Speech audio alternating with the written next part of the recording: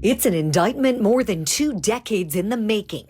Maxwell was among Epstein's closest associates and helped him exploit girls who were as young as 14 years old. Ghislaine Maxwell, longtime girlfriend of disgraced financier Jeffrey Epstein, arrested and charged for her alleged role in the recruitment and sexual abuse of young girls. Maxwell and Epstein had a method. Typically, they would befriend these young girls by asking them questions about their lives, pretending to be taking an interest in them. They would take them to the movies and treat them to shopping trips.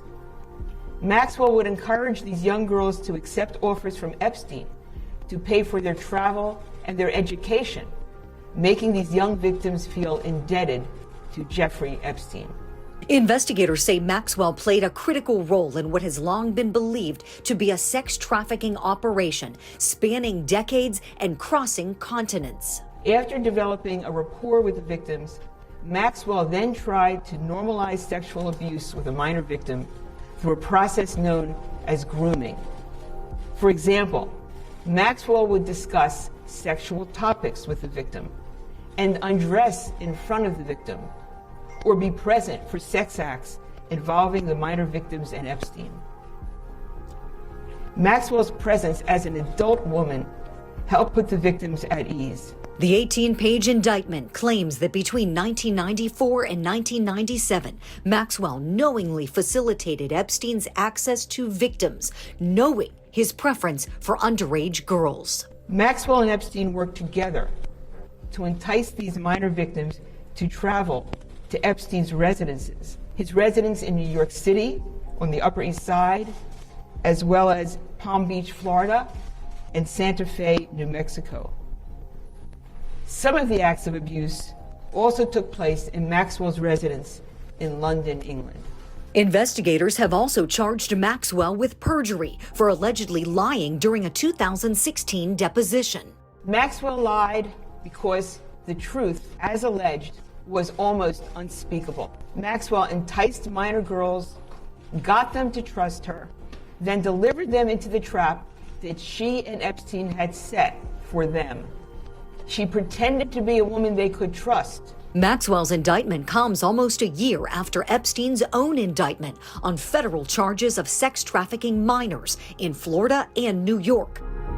Epstein was found dead in his jail cell a month later, the medical examiner ruling his death a suicide. As an Epstein survivor, this day represents a new beginning. This is the beginning of justice, which we survivors have been seeking for decades. That was Maria Farmer, who claims both she and her sister were abused by Epstein and Maxwell in the early 90s. While Maria's allegations were never prosecuted, investigators are hoping Maxwell's indictment will help heal old wounds. There never was, nor shall there be, an excuse for the criminal behavior you were subjected to. We know that your quest for justice has been met with great disappointment, and that reliving these events is traumatic. The example set by the women involved in this investigation has been a powerful one. They persevered against the rich and the connected, and they did so without a badge, a gun, or a subpoena, and they stood together. The arrests in this case may not end with Ghislaine Maxwell. The target is not just this woman. The target is the entire organization that allowed this kind of perpetual, systematic, and habitual abuse to exist out in the open for so long. I will not be surprised at all if there are additional arrests, additional people brought in, both unknown and possibly very famous. This is a black book filled with a lot of big names, and people are running scared. That includes England's Prince Andrew, who investigators have been trying to talk to for months. I'm not going to comment on anyone's status in this investigation, but I will say that we would welcome Prince Andrew coming in to talk with us. We would like to have the benefit of his statement. I don't know what kind of brokering's going on back there. I do know that the British people are demanding answers, and the health and well-being of the monarchy in toto is right now under threat more than at any other time since World War II. This could be the kind of scandal that topples a kingdom.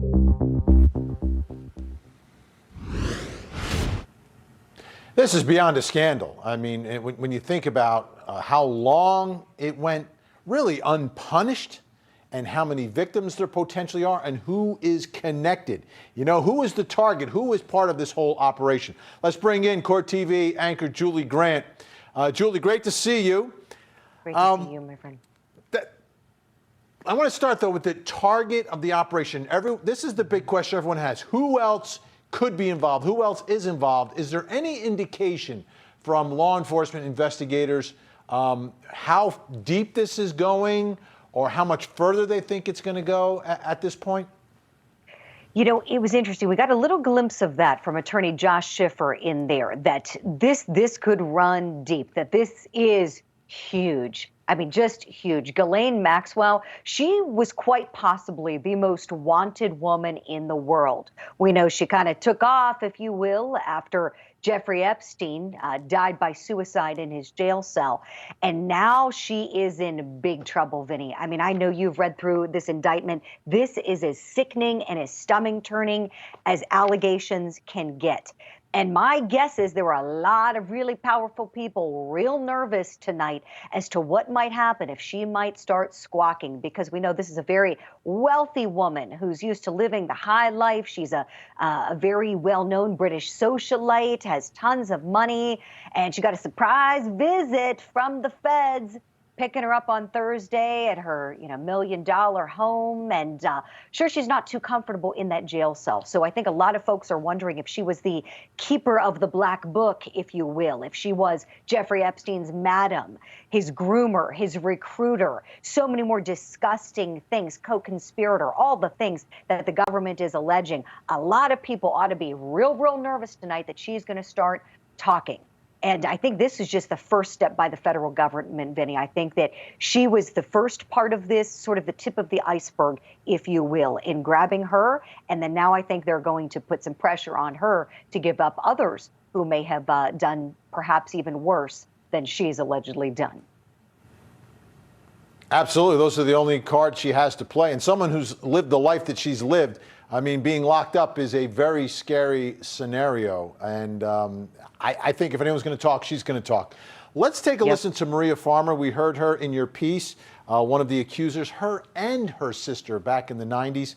Let's listen to her full statement. As an Epstein survivor, this day represents a new beginning. This is the beginning of justice, which we survivors have been seeking for decades. The lawyers have given us a voice when no one would hear our lonely cries. This day represents hope, freedom from fear, and a renewed faith in the justice system. I have waited 25 years for this day. The victory is sweet.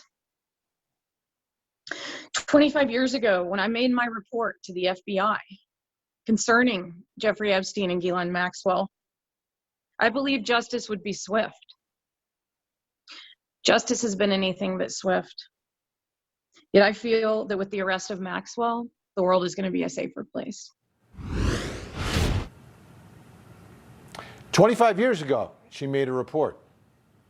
She's had to wait that long, Julie. To me, that's another outrageous part of the story. Most definitely, Vinny. And many of these victims feel that they weren't taken seriously when they made their complaints. I mean, when you think about powerful people, and we're in a whole new era these days, as you know, the whole new era of Me Too, seeing extremely powerful figures in whatever realms they're working in, very different realms, and they're being brought to justice. The law is the equalizer here. And so, in this situation, there has to be some sense of justice and a little bit of sense of closure. Investigators hope for people like Maria Farmer and her sister, whose allegations may not have been prosecuted. Who knows how seriously they were taken at the time? Who knows how in-depth that those investigations rather went? But now here we are, and it's not too late for justice to be done in this case, and hopefully it will be. Julie, we only have a few more seconds left here, but the question everyone wants answered tonight, and it's the elephant in the room. Will she be safe? Yes, I think the short answer to that question is yes, she should be. We know, you know, there's the Bureau of Prisons there, been under a lot of scrutiny, of course, since Jeffrey Epstein's suicide. She is in the Metropolitan Detention Center. It's a New York jail. It's in the Brooklyn area. It originally was a federal jail in the 90s. It houses about 1,600 inmates. It's drawn some scrutiny. There was a power failure back in January. It was a place where it had the first federal inmate to test positive for coronavirus. You know, lots of different things that it has drawn some negative media attention to that facility. However, she's going to be closely watched. She's going to be in quarantine, we know, for at least 14 days because of COVID-19. Perhaps they'll even put a camera on her. That's a possibility. But I think everybody's going to be very careful because of all the eyes on this case and because of what her alleged co-conspirator went through and all of the talk and discussion and theorizing that's happened since his death by suicide. Yeah, if they put the camera on her, let's make sure the camera's working and make sure that the guards are awake and not sleeping. Yes. Julie Grant, thank you so much. Appreciate it. Thank you, Vinny.